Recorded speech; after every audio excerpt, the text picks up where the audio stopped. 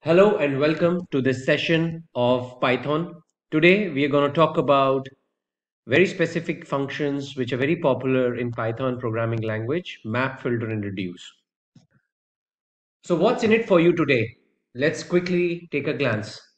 We're going to talk about map function, filter function, and reduce function.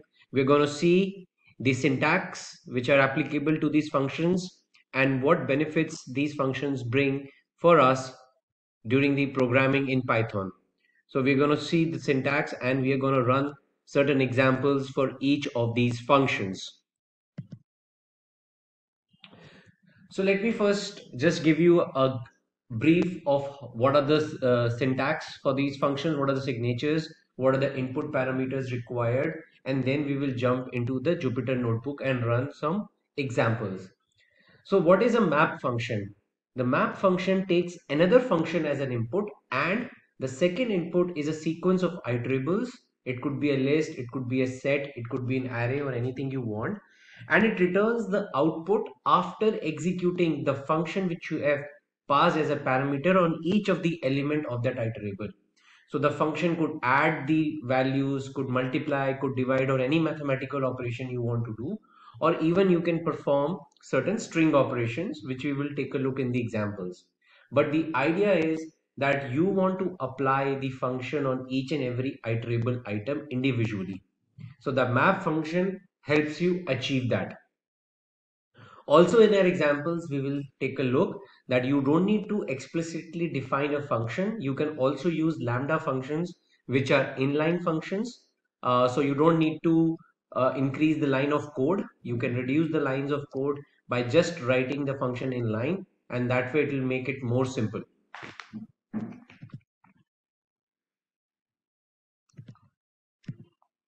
The next function which we are going to talk about is the filter function. Now, what is the purpose?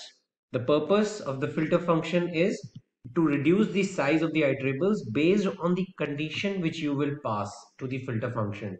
So syntactically, it is very similar to map function, but the only difference is that you need to pass a function which carries a condition. For example, you have a set of iterables 1, 2, 3, 4, 5, 6, 7, 8, 9, and you want the function to return values which are greater than 5. So your filter function should have a condition which says that the iterables greater than 5 should only be returned by this function. So that's why you have to make sure that a filter function always have a condition which is either true or false. So based on whatever condition matches as true, the filter function will only return those values as an output. So we will take a look. And the same concept applies. Either you can make a explicit function or you can apply lambda function inline. The third function which we are going to talk about is the reduce function. The only difference between reduce function and the other functions which we talked about, the map and filter, is that reduce function always returns a single value. So it combines all the values in the iterable, your list, your array, your set, and returns a single value. So you can apply the mathematical functions, like for example, you want to add all the values in your iterable, or you want to multiply. So it will multiply sequentially and give you the output. And the same concept applies over here. You can have lambda functions or explicit functions. Also, with one thing which you need to remember is that you need to use function tools module to import the reduce function. So we will take a look at that while we will be running certain examples.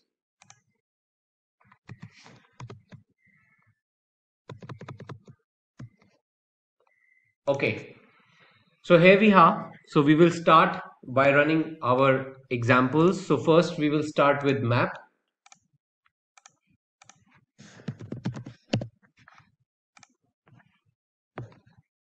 So let's start by defining a very simple function which adds two values right, and returns you the added value, right? So in the next step, we will define a list of iterables. So here we have taken an iterable list of 4 items, 4, 6, 8, 9 numbers. Now in this step, we will apply the map function. Now please notice that we are sending two parameters to this map function. One is the function name, which is add, and the list, which is numbers. Okay. Now I'll print the out, but it's an object. So, right, it's not in a readable format. So I need to convert the out object back to a list.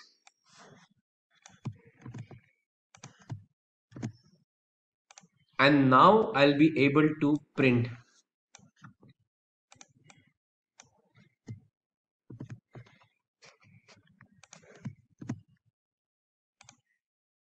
And here is my expected output. So I had 4 numbers in my list, which is 4, 6, 8, 9, and the map function has added the numbers to itself: 4 plus 4, 6 plus 6, 8 plus 8, 9 plus 9, and so that's how you're getting the output as expected. Now let's take a look at another example. We're going to redefine our list, and we are going to use now a lambda function instead of an explicit function, which is going to multiply the numbers in my list with themselves, and we're going to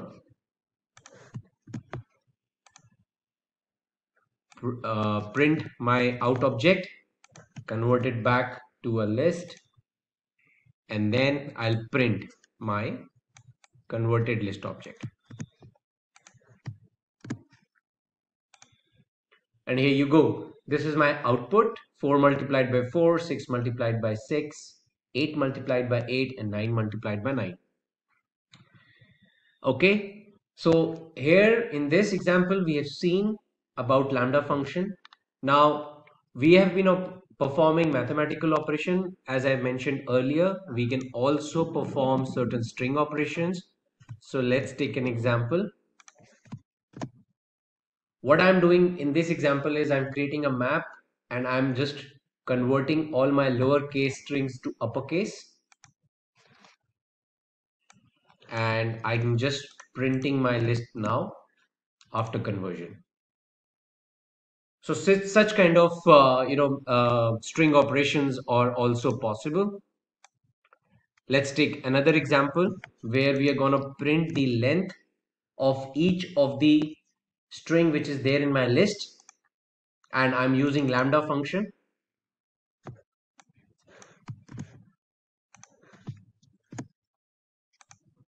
And here it is.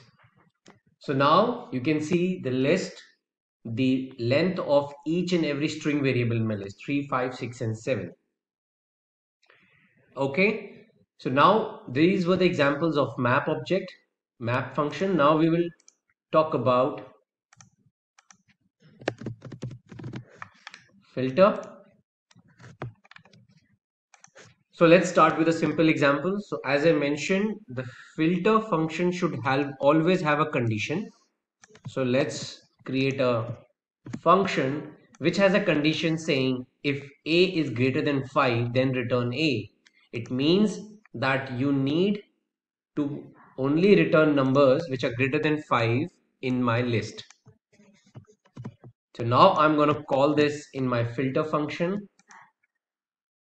So if you see the syntax here, please notice filter, you pass the fill and the list, and then you print the out object after converting into the list, and only the numbers which are greater than 5 are printed.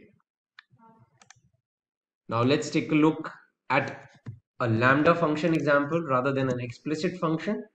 The same example, but now instead I am using a lambda function, and I'm going to print it. Output should be the same. Okay, so the The only change is in the syntax of the function definition. Here we have explicit function and here we have a lambda function. Output is the same. Now let's take an example of a string operation, string filter, what kind of string filtering we can do. So I have an example over here. So what I'm going to do is I'm going to have a list of string arrays which is going to return me only those strings which have E in them, occurrence of E. Okay. So I've created a function veggies with E, and within this list of veggies, peas, garlic, ginger, beetroot, carrot, I will only get those string variable values which have E in it.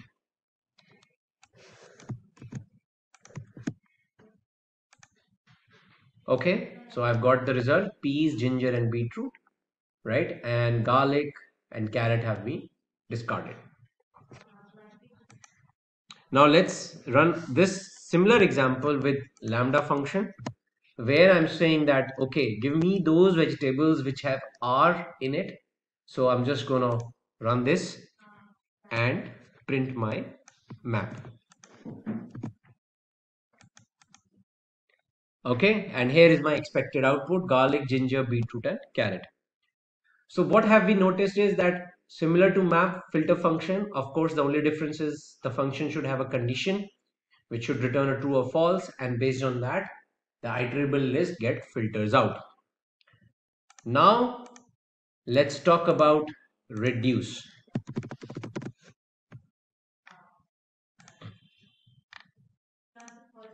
Now, as I mentioned, the first important thing is that we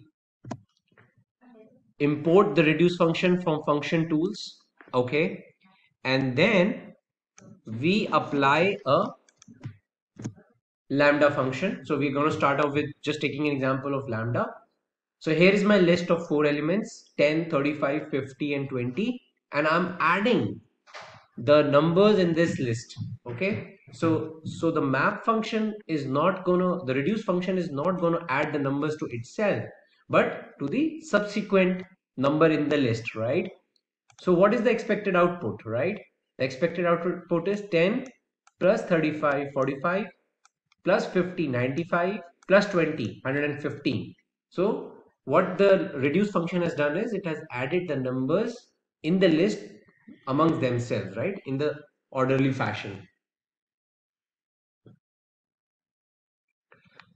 Now let's take another example. Instead of addition, we'll do a multiplication. Okay, so here what we have done is we have multiplied 9 into 7 into 23 into 4 and we've got this answer. So this is another way of doing it.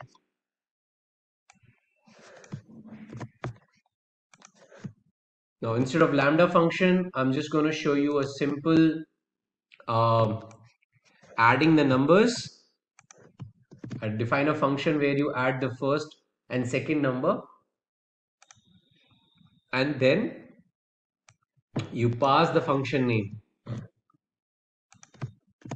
to reduce. So custom sum and the list, similar to what we had done for map and filter, and now you can print the result.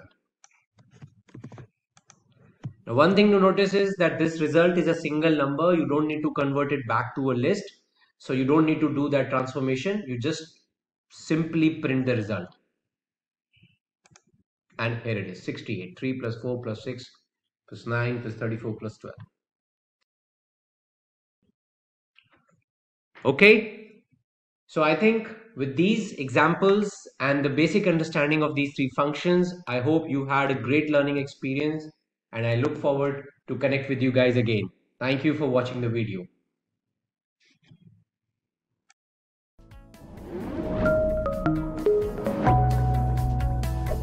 Hi there, if you like this video, subscribe to the Simplilearn YouTube channel and click here to watch similar videos. To nerd up and get certified, click here.